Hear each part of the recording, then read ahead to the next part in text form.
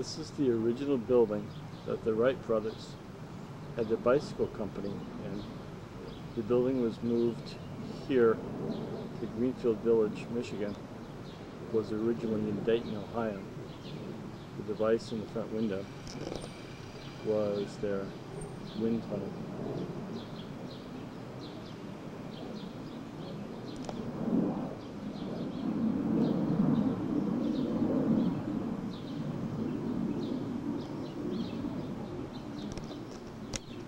Bikes in the window are original. The one up on the top shelf, they made the Van Cleve. That was the top of the line. That was about $64. This one they made right here also.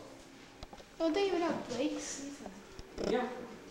Yeah, not the kind of brakes that you know, the hand brakes. It's like a coaster. This is their roll top desk that they used in their business. And their safe is here. Just can you imagine Orville and Wilbur sitting right there, writing out their bills? And then you might get a better view over here, sir. It's not maybe so glary.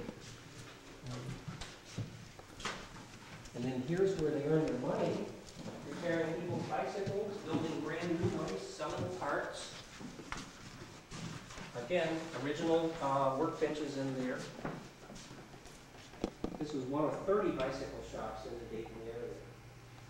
Over here is a model of the Wright flight, the first successfully flown aeroplane.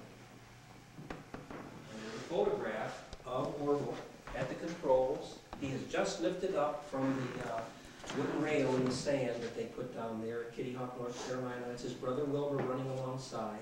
He had been balancing the wing. Orville lifted it up for 12 seconds. That's how long the first flight lasted. It went 120 feet. Got about as high as this room, landed safely. That's the world's first heavier-than-air, powered, controlled aircraft flight. December the 17th of 1903. They flew 3 more times that morning, and Wilbur had the best flight, 852 feet. That's almost 3 football fields long. Kept it in the air for 59 seconds. Think they were thrilled?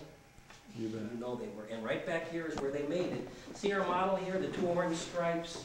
Now that section we have reproduced back here to give you a little idea of size. They made it with, and this is the building where it was made. They had to make it in sections. Take that section apart, put it outside, make another section, and on and on and on until they got it all done. Then they loaded it onto a train, shipped it 800 miles to the Outer Banks of North Carolina, put it together for the first time, covered it with muslin cloth, and successfully flew it. 44 years after this, Chuck Yeager broke the sound barrier in a jet plane, 1947. Orville Wright was still living in 44 years. And in 65 years after this, Neil Armstrong is walking on the moon. Talk about fast technology.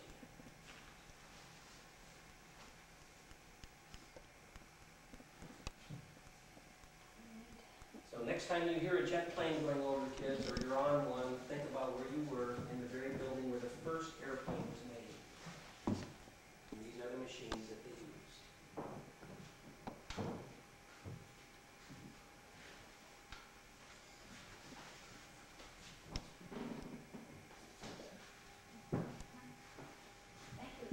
Oh, you're welcome. I want you to see this in just a short time. This is one of the highlights, along with Menlo Park Lab.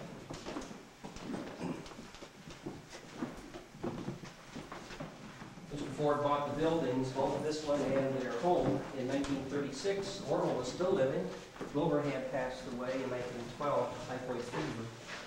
And the buildings were taken apart, moved up here, and Orville Wright was here when that happened. He helped supervise the movement and brought all the pieces here, and then the Ford's people put everything back together again.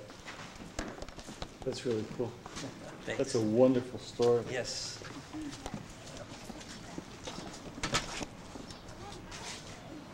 Had a gasoline-powered fan, natural gas-powered fan that would blow across the different wing shapes here.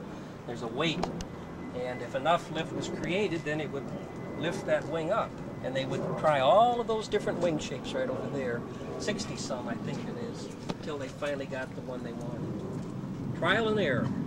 These were brilliant young men who were high school grads. So this is These are not the originals. We had a man that works here made these, but it shows it's based on their work, the technology that they had. That's each one is a little different from the other one until they finally came up with the one that gave them the necessary. So this was their wind tunnel. That's it. Yes. That was powered by Natural gas. Powered by natural gas, and it's where they designed the shape for their wing. Exactly.